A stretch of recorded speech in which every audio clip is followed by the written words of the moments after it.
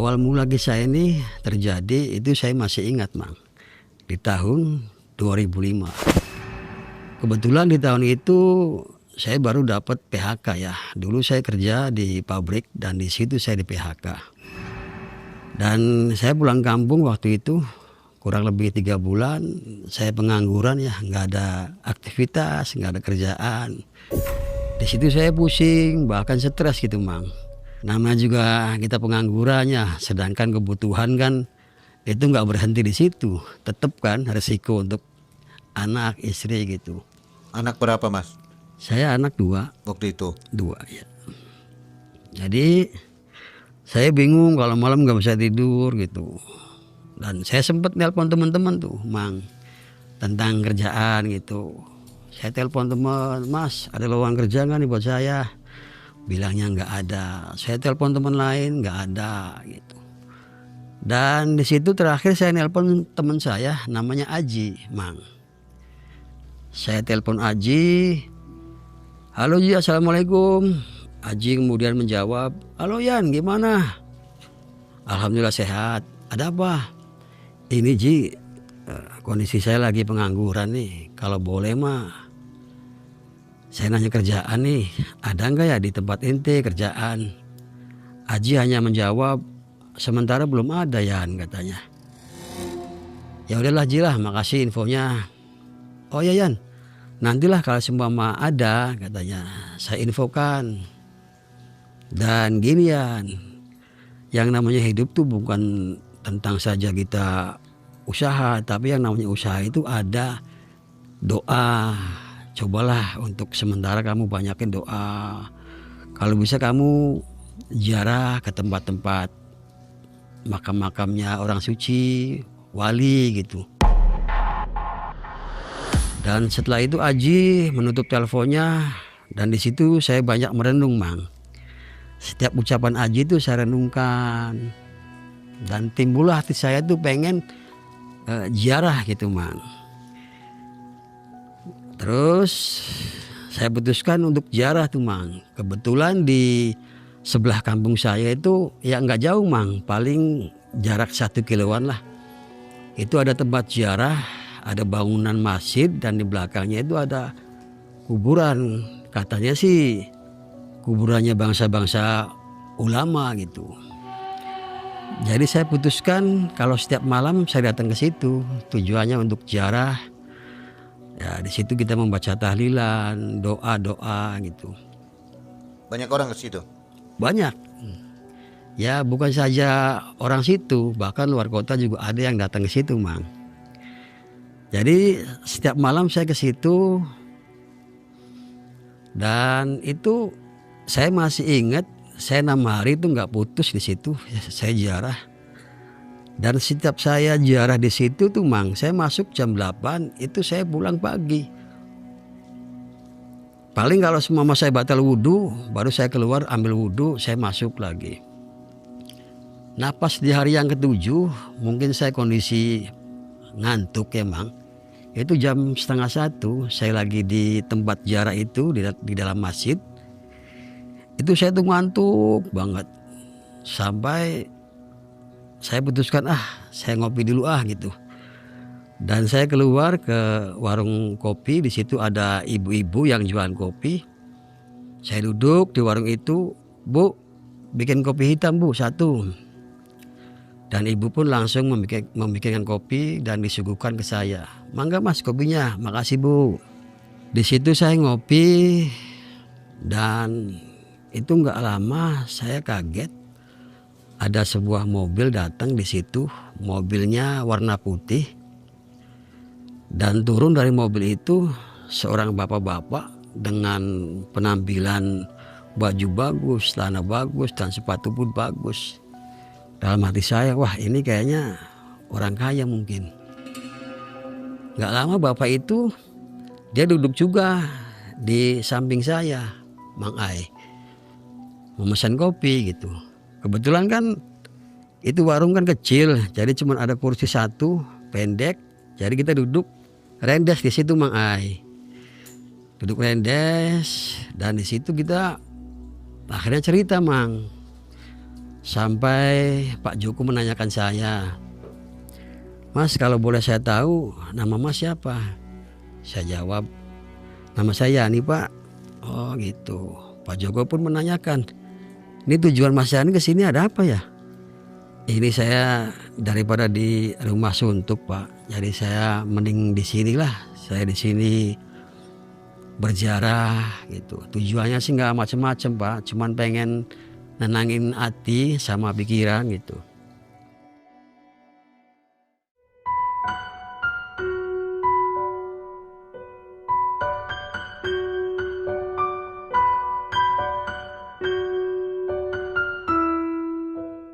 Dan Pak Jono di situ hanya mengangguk, dan saya pun di situ tanya juga, "Kalau boleh tahu Bapak ini tujuannya mau kemana, Pak ya?"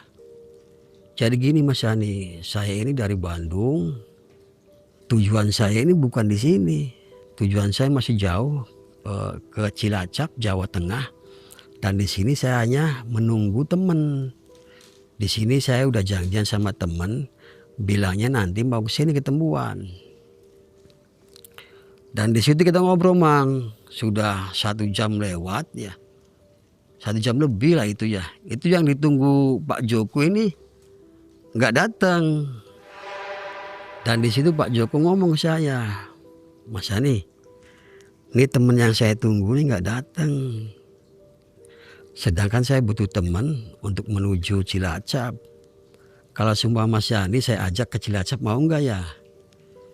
Di situ saya menjawab, "Ya mau aja Pak.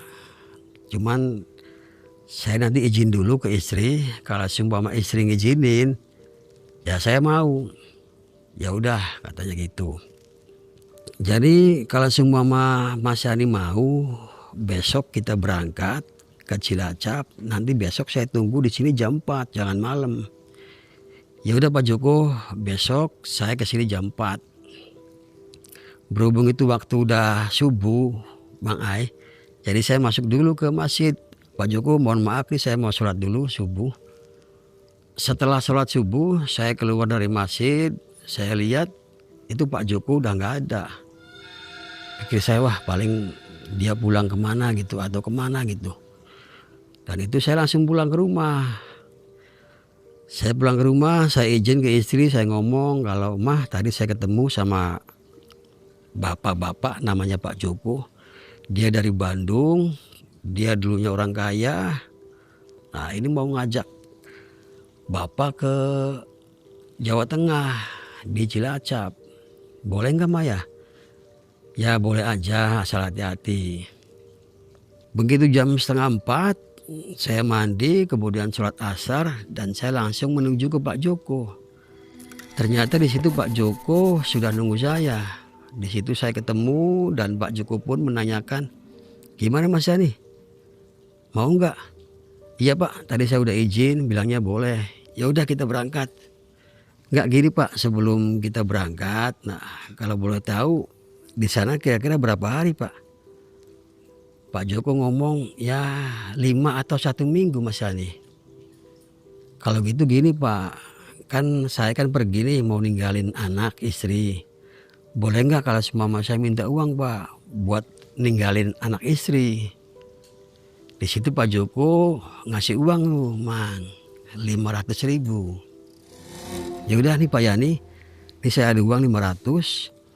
Tolong Pak Yani sekarang pulang ngasih uang ke istri. Setelah itu ke sini lagi." "Ya Pak," kata saya gitu.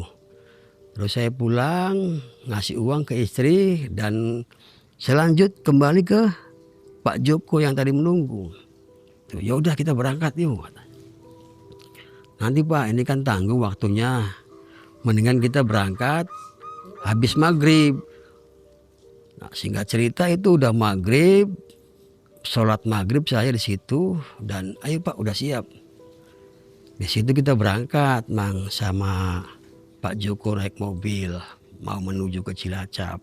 Itu di jalan namanya juga udah maghrib Bang ya, itu udah gelap gitu. Udah gelap, berjalan mobil sampai itu kurang lebih jam 9. Di tengah perjalanan Itu di sana itu jalan tuh sepi banget Mang. Di sini cuman ada pohon gede, sebelahnya pun pohon gede. Pokoknya gelap Mang di situ Mang. Jalan itu gelap sekali.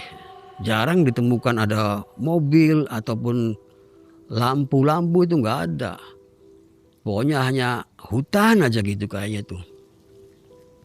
Nah di situ Pak Joko mulai ngomong sama saya, Mas Ani, tujuan asli saya tuh mau ke Cilacap. Itu kan Cilacap tuh deket laut selatan. Tujuan saya ke situ tuh mau nyari pesugihan. Saya kaget. Dan di situ saya ngomong, Pak Joko, kalau emang Pak Joko tujuannya mau mencari pesugihan, tolong Pak lah, mendingan digagalin Pak. Mending kita pulang lagi aja. Nggak bisa Mas Ani. Pokoknya saya ini sudah nekat, saya udah yakin. Pokoknya bagaimanapun saya harus kaya lagi. Di situ saya udah menasihatin sudah. Jadi ya udahlah, kalau emang niat Pak Joko sudah begitu, sudah bulat, ya sudah. Pak Joko ini punya masalah apa dengan keuangannya? Pak Joko ini dulunya dia seorang kaya, dia kontraktor, usahanya banyak. Cuman di tahun 2003 itu Mang, dia itu bangkrut. Bahkan mobil, rumah itu habis semua. Rumah yang ia tungguin pun itu mau disita sama bank katanya. Kenapa itu? Mungkin karena sanggutan ini sebab dia itu awalnya tuh banyak main perempuan sama main judi-judi begitulah. Hiburan terus ya? Hiburan terus. Sampai akhirnya itu di tahun 2003 dia itu bangkrut total itu. Sampai teman-temannya itu pun nggak ada yang namanya, yang tadinya akrab itu menjauh semua setelah dia miskin tuh. Lanjut lagi tuh berjalan, mobil melaju. Nah cuaca itu kayaknya semakin mencekam Mang. Semakin dingin gitu. Lagi enak-enak jalan itu di tengah-tengah hutan itu kan gelap Mang. Yang namanya hutan tuh ya jalan tuh gelap, sepi. Itu dari jauh saya lihat ada sosok perempuan, ibu-ibu. Dia memakai bawahannya sih kayak tapi Mang. Kayak tapi, nah atasnya dia pakai baju kebaya kayak pakaian zaman dulu tuh. Di sini ada selendang tapi kayak lagi bawa cepon gitu Mang. Itu semakin lama tuh mobil semakin mendekat sampai itu mendekat di depannya ibu-ibu itu. Dan di situ Pak Joko turun. Pak Joko buka pintu, kemudian turun. Dia menemui sosok ibu-ibu yang di depan itu. Waktu itu saya nggak ikut turun Mang, karena saya agak takut juga. Ya masa di tengah hutan gitu ya, ada ibu-ibu gitu. Dan di situ Pak Joko menemuin kayak lagi ngomong dikit-dikit gitu. Tapi saya nggak dengar omongannya karena saya masih di dalam mobil. Nggak lama Pak Joko ngajak ibu-ibu itu masuk ke dalam mobil Pak Joko. Di mobil ada berapa orang? Di mobil itu ada saya dengan Pak Joko. Dan ibu-ibu itu diajak masuk ke mobilnya Pak Joko. Nah setelah masuk itu kayaknya suasana itu semakin mencekam Mang. Yang tadinya nggak begitu dingin tuh kayak dingin. Ini bulu kuduk tuh mau sampai merinding semua. Apalagi saya ngelihat sosok ibu-ibu tuh hanya dia dungkuk aja itu, nggak ngomong, nggak apa gitu. Dan herannya lagi Mang, yang tadinya mobil itu baunya parfum gitu. Kan kalau di mobil kan ini Mang ada pewangi gitu ya. Itu yang tadinya baunya enak, bau wangi gitu. Itu berubah jadi bau melati Mang. Baunya itu begitu di hidung tuh begitu menyengat. Di hati saya ini jangan-jangan bangsa halus atau apa gitu. Itu di situ saya saking takutnya Mang.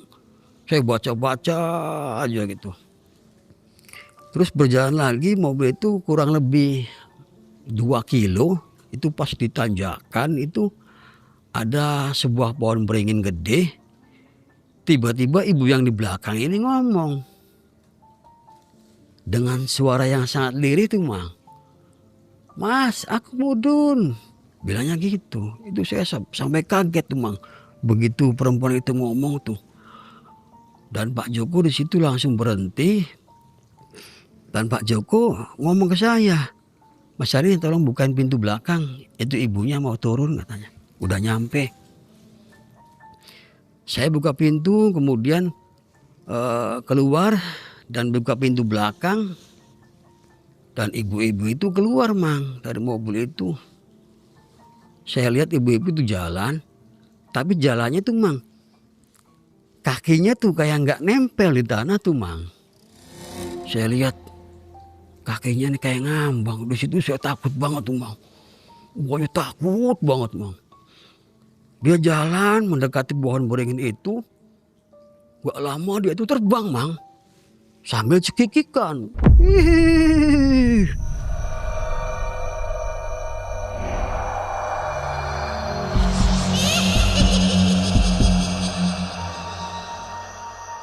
Itu saya saking takutnya saya langsung masuk ke mobil. Dan pintu langsung saya tutup. Brak.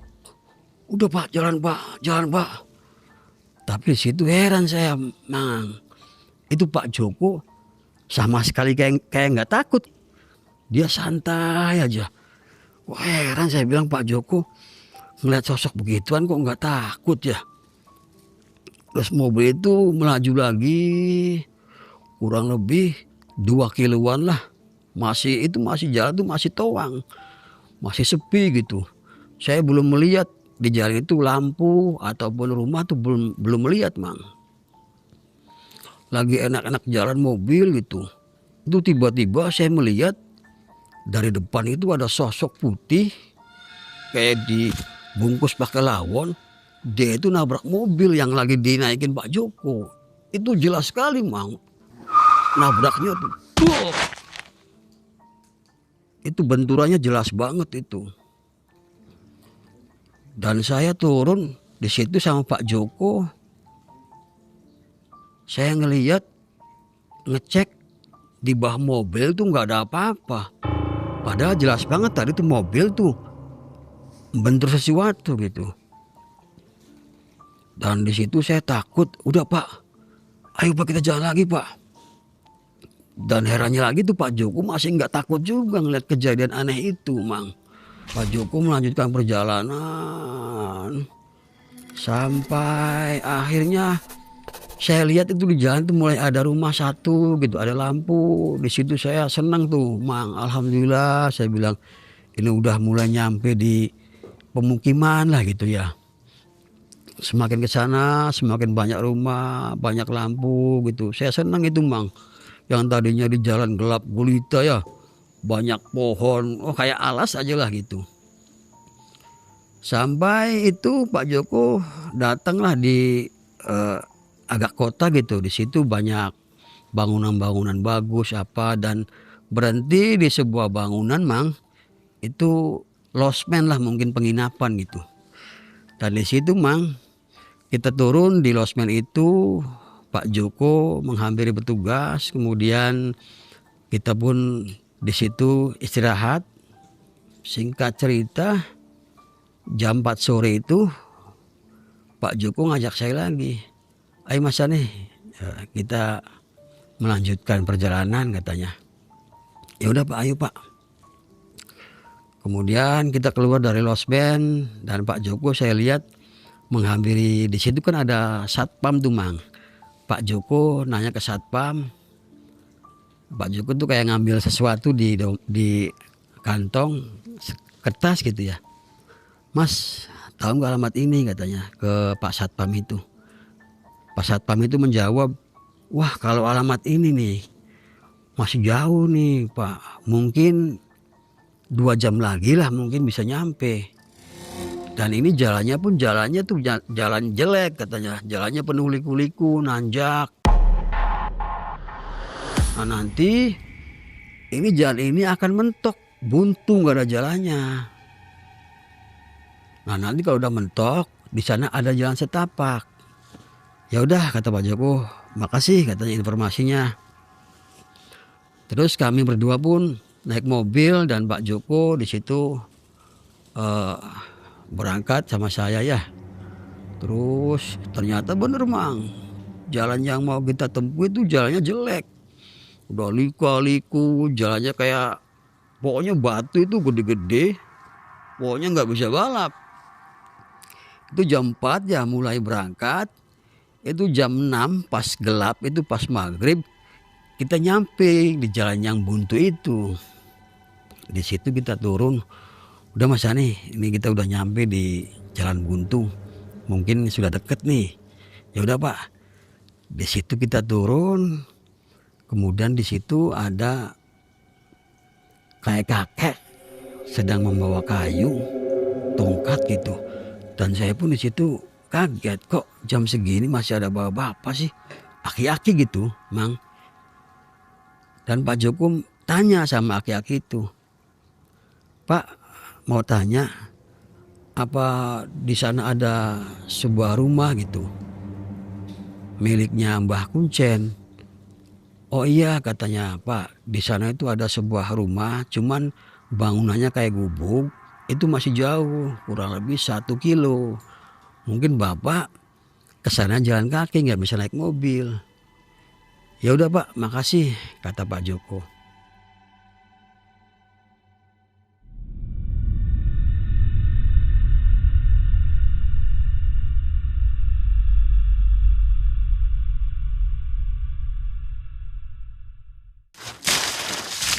Mas, maaf topinya ketinggalan. Oh iya topi saya ini, topi malam mencekam.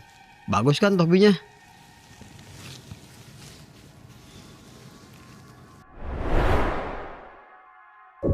Terus saya dan Pak Joko itu melanjutkan perjalanan ke sana itu jalan kaki Mang.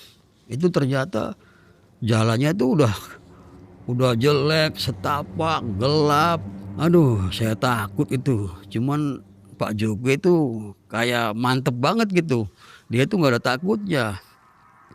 Kita berjalan dan terus dari jauh tuh udah terlihat ada bangunan kayak gubuk, ada cahayanya kayak cahaya lampu-lampu zaman dulu tuh, kayak lilin gitu ya. Lama-lama kita di situ nyampe di tempatnya mbah tersebut dan di situ Pak Joko tok tok tok tok tok sampai 3 kali itu belum dibuka dan keempat kalinya itu dibuka Mang sama dukun itu, mbah itu dibuka. Kemudian mbah itu menanyakan, kamu siapa? Pak Joko jawab, saya Joko, Mbah. Saya dari Bandung, saya kesini tujuannya mau menemui Mbah. Dan Pak Joko itu kemudian disuruh masuk sama saya oleh Mbah Kuncen itu. Ya udah kamu duduk, masuk sini katanya. Di situ kita duduk dan di rumah itu nggak ada kursi begini Mang, cuman tikar aja gitu sama lilin gitu ya. Nah di situ kita duduk. Mbah itu kemudian menanyakan ke Pak Joko, Pak Joko, kamu kesini saya pengen tahu tujuan kamu apa. Di situ Pak Joko ngomong belak-belakan, gini Mbah, saya tuh dari Bandung jauh-jauh kesini, tujuan saya tuh pengen meminta pesugihan. Dulu saya kaya, cuman saya tuh sekarang miskin. Jadi bagaimanapun caranya saya pengen kaya lagi. Di situ Mbah sebelum mengiyakan yang ia maksud, Mbah ngomong dulu. Kalau bisa mah Joko, kamu tuh nggak usah. Udah mending hidup apa adanya aja nih. Nggak usah kalau kata saya mah. Kata Mbahnya gitu. Tapi di situ Pak Joko, enggak Mbah, pokoknya saya itu pengen kaya. Saya pengen kembali kayak dulu lagi. Ya sudah kalau emang kamu sudah niat, sudah nekat, ya udah nggak apa-apa. Cuman di sini nih banyak persyaratan. Kamu siap enggak? Siap, pokoknya apapun yang Mbah perintah saya siap. Di situ saya kaget Mang. Kok Pak Joko ya selalu siap-siap aja gitu. Padahal kan resikonya kayaknya ini bahaya ini. Ya udah kata Mbahnya, kalau emang kamu Jok mau meminta pesugihan di sini, kamu harus membeli berbagai macam persyaratan. Di antaranya kepala kambing, lawon putih, kembang 7 rupa, dan darah, belum lagi dupa, belum lagi kemenyan. Itu kamu harus siapin. Belum lagi minyak itu mahal. Kamu siap enggak? Siap mbah, pokoknya saya akan siap pokoknya, asal saya kaya. Ya udah, besok abah beli semua persyaratan buat ritual. Nah, kamu hanya sok ngasih duit ke abah 12 juta. Nanti besok abah saya belanjakan buat semua persyaratan. Dan kebetulan di situ Pak Joko Mang cuman bawa uang itu kalau nggak salah 5 juta. Ya udah mbah, sementara saya membawa cuman uang 5 juta. Ini tolong uang 5 juta ini diterima dulu. Besok saya kesini lagi. Ya udah, sekarang gini, uang 5 juta saya terima. Kamu sekarang pulang dulu, besok kesini lagi.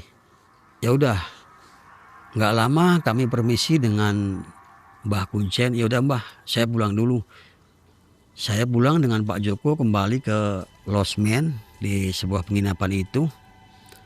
Dan besoknya jam 4 itu, Mang, Pak Joko itu ngajak saya lagi. Aduh Mas Hani, ayo kita ke tempat Mbah Kuncen lagi. Dan itu Pak Joko kayaknya bawa duit tuh. Dia di dalam plastik tuh ada gepokan uang. Singkat waktu, kita sudah nyampe lagi di tempatnya Mbah Kuncen. Kemudian tok tok tok, assalamualaikum mbah. Kemudian mbah membuka pintu, ya udah masuk Joko. Di situ masuk, kita duduk dan Pak Joko langsung ngasih uang 7 juta. Nih mbah, kemarin saya kurang 7 juta. Nih uangnya mau diterima. Di situ mbah menerima, ya udah.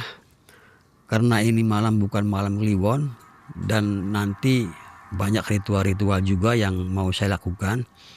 Ini sekarang Joko, kamu pulang dulu. Ya. Nanti tepatnya malam Jumat Kliwon, Pak Joko kesini lagi. Ya udah siap mbah. Saya pulang dengan Pak Joko ke tempat tadi, ke tempat losmen. Di situ, singkat cerita, itu pas hari Kamis, jadi malam Jumat Kliwon tuh. Itu saya dari jalan aja udah mulai deg-degan, Mang. Aduh, nanti gimana gitu. Tapi saya udah tanggung, ya udahlah, ayo Pak Joko kita berangkat. Di situ kita berangkat. Singkat cerita, nyampe di rumah Mbah itu jam 6:30. Dan di situ Mbah Kuncen itu udah menyiapkan segala sesajen. Begitu kita masuk di rumah itu di dalam rumah itu sajen tuh banyak banget itu. Dari kembang 7 rupa, dari sajen, kemenyan, ada lagi lawon putih, ada tapi batik entah itu berapa biji, itu banyak pokoknya penuh itu satu ruangan tuh. Wangi-wangi dupa tuh menyengat itu. Ya udah Jok, kamu duduk di sini, nanti Mbah siapin di dalam. Gak lama Mbah itu masuk ke dalam. Gak lama kemudian Mbah keluar, Joko, sebelum kamu ritual nanti di dekat pantai, kamu sini dulu masuk ke dalam. Itu saya gak ikut masuk Mang. Pak Joko diajak masuk sama Mbah Kuncen. Nah masuk, terus pintu itu ditutup. Nah itu saya dengar itu ada kayak orang mandi gitu Mang. Wah saya pikir Pak Joko lagi mandi nih. Kurang lebih setengah jam itu Pak Joko keluar. Di situ saya heran. Yang tadinya Pak Joko penampilannya mukanya biasa aja gitu. Ini berubah, mukanya itu bercahaya. Dia memakai baju kayak zaman dulu gitu. Kayak zaman Angling Dharma gitu. Pakai mahkota, dia pakai kalungnya juga kalung-kalung bunga-bunga mawar gitu, Mang.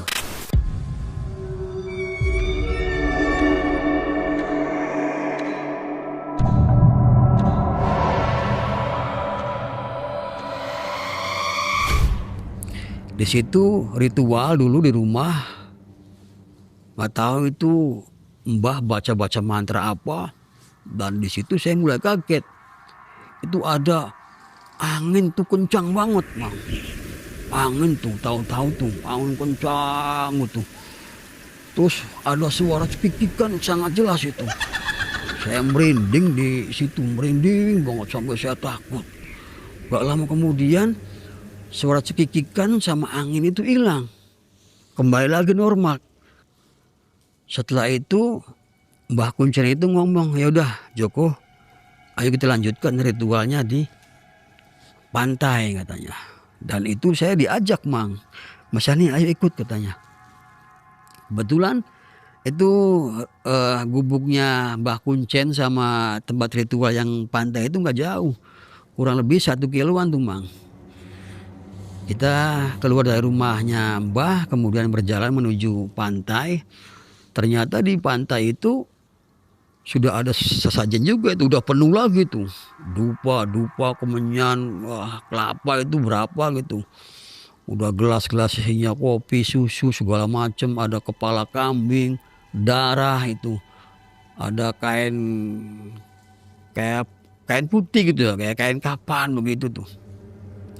Terus Pak Joko disuruh duduk sama Mbah Kuncen dan saya disuruh agak jauhan. Mas Yani tolong agak jauhan. Saya mundur, Mang, di belakang. Tapi saya ngelihat semua tuh jelas karena jaraknya tuh nggak jauh ya. Saya ngelihat di situ tuh mungkin Mbah Kuncen itu baca-baca mantra, di situ mulai ritual tuh. Wah, yang namanya bau-bau kemenyan, dupa itu semakin menyengat itu, Mang. Nggak lama kemudian itu dari tengah laut itu saya lihat perempuan cantik memakai baju putih. Cuman itu bawahnya itu, Mang, bukan kaki, Mang. Dia bawahnya kayak ikan begitu. Dia dari tengah laut semakin mendekat, semakin mendekat, semakin mendekat. Itu saya takut banget itu, Mang. Baru pertama kali itu saya melihat sosok-sosok begituan tuh. Herannya itu begitu mendekat itu penampakan itu hilang lagi.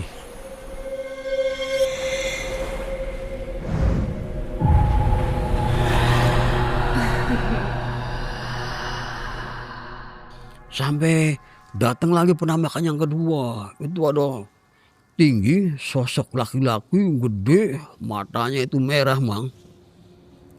Tangannya sih kayak tangan manusia, kepala juga manusia, gagah, tinggi, gede, hitam, matanya merah, dan telinganya pun dia agak nggak umum kayak kita begini, agak panjang.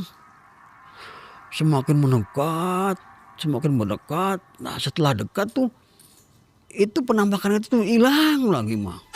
Saya lihat itu sampai 4 kali tuh penampakan sosok menakutkan itu tuh. Dan di penampakan yang kelima itu saya lihat dari jauh laut itu nongol cahaya agak kemerahan, Mang. Terus dari dalam laut itu muncul kereta, kayak kereta kencana gitu. Cuman di situ ada yang naikin perempuan cantik, pakaiannya juga pakaian kayak seorang putri, pakaiannya putih semua, dan di belakangnya itu ada yang ngikut itu. Sosok perempuan juga cantik-cantik itu. Semakin lama semakin mendekat. Herannya itu di tengah laut tuh bisa jalan, Mang. Dia tuh nggak tenggelam. Semakin lama semakin mendekat sampai dia datang di pas depannya Pak Joko, di depannya Pak Joko gitu.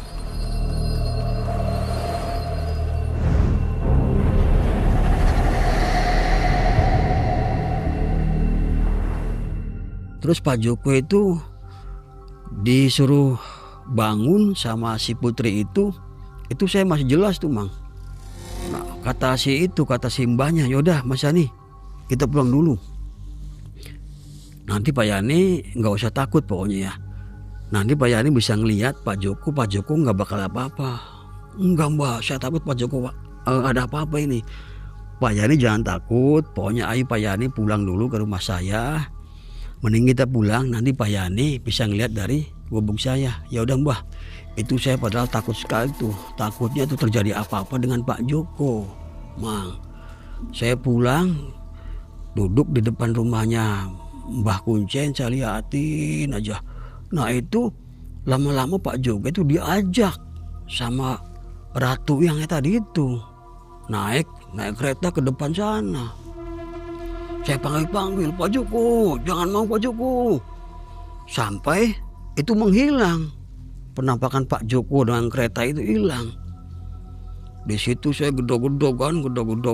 Mbah, tolong Mbah. Dan itu saking saya takutnya saya pingsan Mang di situ Mang. Karena ada penampakan gede lagi datang, saya pingsan di situ.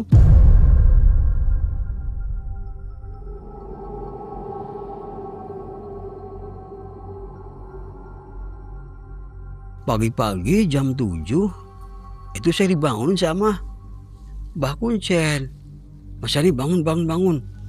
Di situ saya bangun. Gimana Pak Joko?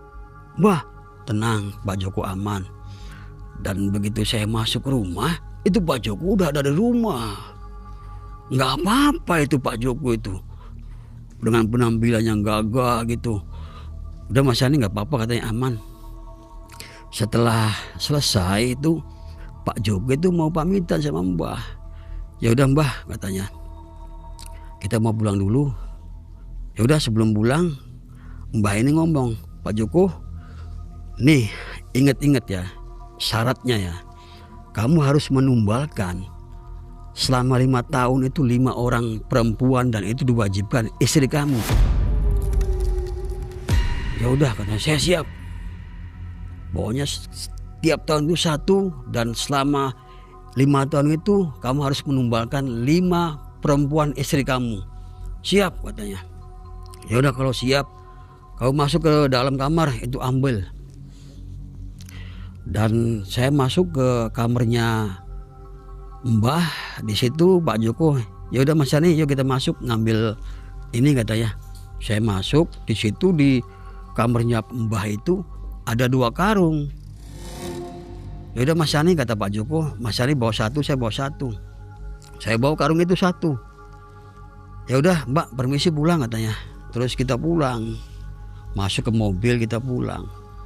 Dan sebelum pulang, Mas Ani kita ke penginapan dulu, ngambil pakaian dulu. Ya udah kita ke losmen, terus ngambil pakaian yang tadi gitu ya, masuk ke mobil.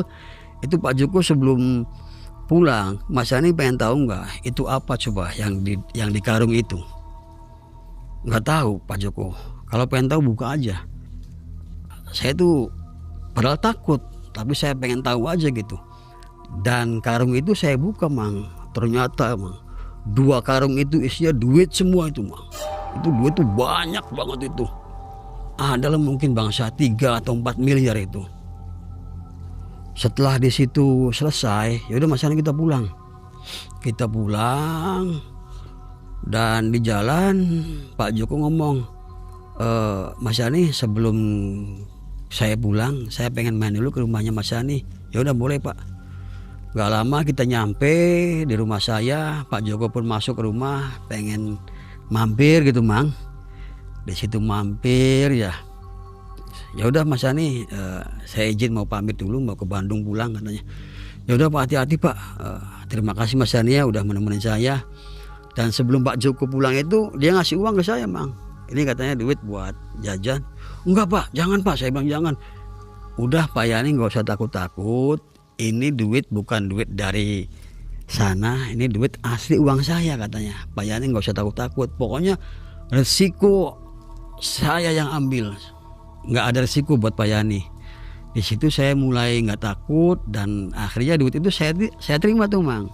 Dikasih berapa? Dikasih 2 juta itu. Dan setelah itu Pak Joko pulang ke Bandung. Nah itu walaupun Pak Joko udah ke Bandung, kita masih kontak-kontakan tuh Mang. Masih sering telepon.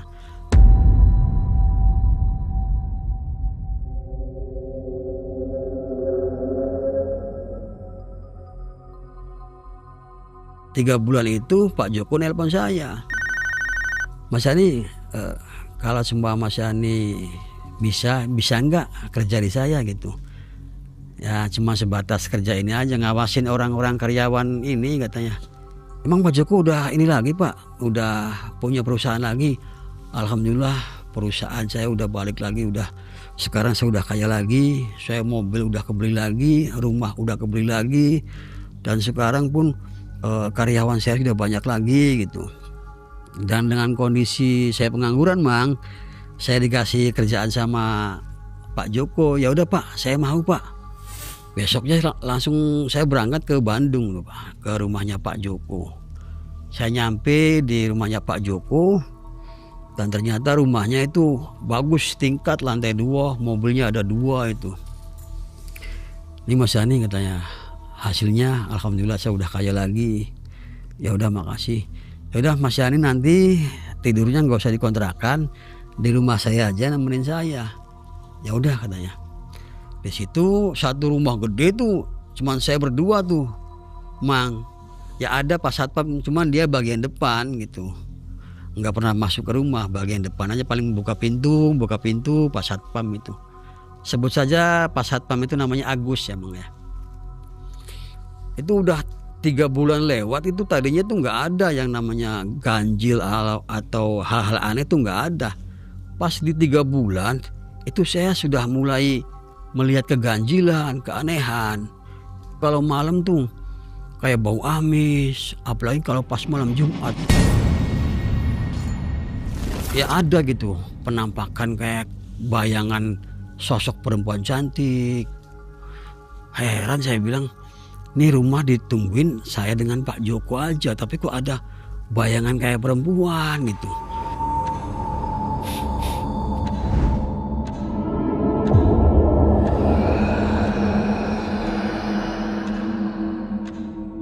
Tapi saya di situ diam, nggak ngomong ke Pak Joko. Nggak lama Pak Joko tuh dia ngomong ke saya, Mas Yani, ini saya mau nikah katanya. Ya udah Pak lah, iyalah nikah, mending nikah Pak, saya bilang. Dan saya diajak tuh ngelamar perempuan itu. Nah, kemudian sampai saya ikut jadi saksi gitu. Itu dapat ceweknya dari mana? Cepet pacarannya atau gimana? Ya pokoknya pas saya ke situ tuh Mang, saya pas ke situ tuh mungkin dia sebelumnya udah ada gitu ya. Cuman udah saya 3 bulan di situ, dia tuh ngomong kalau saya mau kawin katanya gitu, mau nikah gitu. Jadi di situ Pak Joko menikah, dan di usia pernikahan 3 bulan itu istrinya meninggal Mang. Meninggal dengan cara tragis. Dia ketabrak mobil. Yang saya heran itu Pak Joko nggak sedih, nggak apa gitu. Malah saya lihat Pak Joko itu semakin kaya. Dia semakin, usahanya semakin jadi. Bahkan kata Agus yang satpam di situ, itu katanya dia buka toko emas. Jadi kan pagi itu tuh, kalau nggak salah hari Jumat, ya saya ingat hari Jumat itu Pak Joko seperti biasa berangkat ke kantor. Nah mungkin istrinya mau belanja gitu ke pasar gitu, dia ketabrak di jalan sama mobil. Nah itu mati istrinya di situ tuh. Dan herannya setelah istrinya dia mati itu Mang, itu kekayaannya itu makin nambah.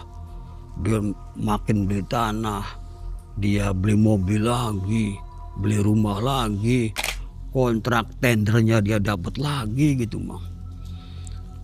Nah, berjalannya waktu saya udah setahun di situ ya, itu keganjilan masih ada tuh, masih ada Mang. Tapi saya di situ kan niatnya kerja, jadi takut-takut juga saya paksa-paksa Mang. Tetap saya masih kerja di situ.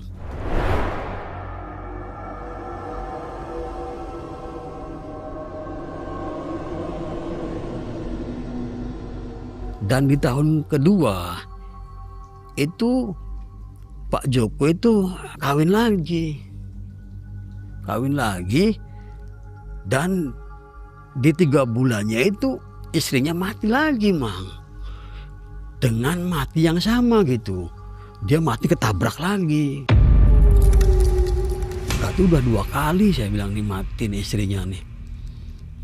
Saya tadinya mau pulang, takut saya bilang mau pulang aja Cuman yang namanya kalau pulang kita nggak ada kerjaan lagi Mang. Jadi saya paksakan lah, walaupun takut-takut juga saya masih kerja di situ. Bos, berjalannya waktu itu ya dia semakin kaya, pokoknya semakin hebat lah. Bahkan terakhir itu saya masih di situ di tahun yang ketiga itu dia katanya buka tambang batu bara itu di daerah Pulau Jawa lah pokoknya lah. Dia buka tambang batu bara itu. Dan di 3 tahun kemudian dia itu kawin lagi sama perempuan. Dan ternyata di istri yang ketiga itu mati juga, Mang. Sama meninggalnya gitu Sama lagi. meninggalnya dengan tragis, dengan mati tabrak juga.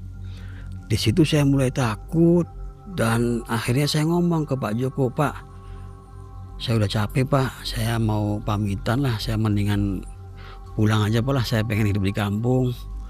Di situ Pak Joko hanya diam, ya udah kalau emang Mas Yani maunya begitu nggak apa-apa. Saya di situ alhamdulillah saya bilang dapat izin pulang, Waktu pulang dibekelin duit nggak? dibekelin itu. Kasih Itu saya waktu itu gaji saya dapat dan waktu itu saya dibekelin. Saya dikasih uang bonus itu 4 juta waktu itu, Mang. Ya lumayan lah buat usaha di kampung gitu, buat dagang, buat modal-modalan gitu. Berarti yang tahu hanya Mas Yani aja. Iya, saya dengan Pak Joko Satpam aja nggak tahu? itu. Satpam nggak tahu kalau masalah itu. Cuman ya Satpam juga sering ngomong ke saya, katanya sering ada bau amis gitu, ada penampakan. Cuman saya diem aja, nggak ngebuka gitu, diem aja gitu. Nah terus ya di 3 tahun itu saya pulang kampung, saya izin. Nah saya masih kontek-kontekan dengan Pak Joko dan Pak Satpam itu. Nah di tahun yang keempat itu Pak Agus itu ngabarin saya, Pak Satpam itu, Yan katanya Pak Joko mau nikah lagi. Ya udahlah syukurlah saya bilang. Bahkan saya juga disuruh ke sana sama Pak Joko tuh. Cuman Pak saya bilang saya sibuk nih, saya lagi ngurusin kebun sama sawah. Ya udah katanya minta doa aja. Ya udah. Nah itu Pak Joko menikah dan ternyata kejadian sama lagi, Mang.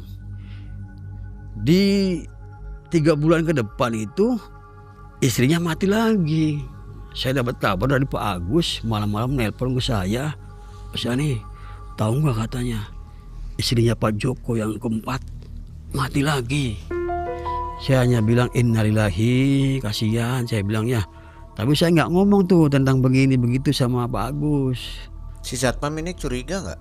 Ya curiga, cuman saya nggak ngomong. Karena kalau saya ngomong takutnya dia pulang kampung juga, Mang. Tapi kalau dia sering lihat keanehan mah sering sekali katanya. Nah sampai itu istri yang keempat tuh meninggal ya. Itu hartanya Pak Joko itu semakin banyak itu. Semakin banyak itu. Semakin banyak, punya perusahaan semakin banyak. Mobil-mobil tuh udah rendes di rumah itu walaupun nggak kepake tuh. Udah banyak itu mobil tuh.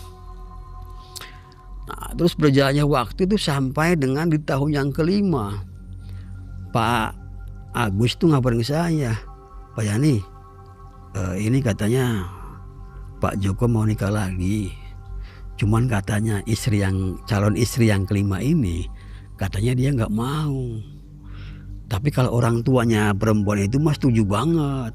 Ya saya bilang Pak Agus, pastilah orang tuanya sangat setuju. Namanya juga Pak Joko kaya raya, saya bilang. Iya cuman calon istrinya dia nggak mau. Apa katanya alasannya? Katanya dia kalau ngelihat Pak Joko itu, dia itu di mukanya tuh kayak ada sisik-sisiknya di muka, di tangan gitu. Wah, masa bagus? Iya katanya. Alasannya begitu. Bahkan dia tuh bau amis. Kata calon istri yang kelima itu, Man. Sampai akhirnya itu Pak Joko terus meminang dan di situ perempuan itu nggak mau, Mang.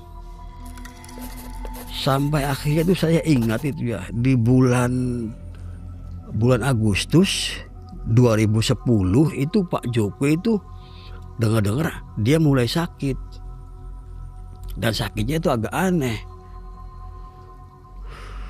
Dan malam-malam itu saya dikejutkan sama Pak Agus nelpon saya. Pak Yani, assalamualaikum. Iya Mas Agus, ada apa? Ini katanya Pak Joko meninggal, innalillahi, meninggal dunia tak iya. Dan sebelum dia mati pun katanya itu maghrib pas sore Jumat itu dia teriak-teriak itu. Dia membuka bajunya bilangnya panas, panas, panas. Sampai dia nyemplung ke kolam renang itu. Bilangnya panas, panas.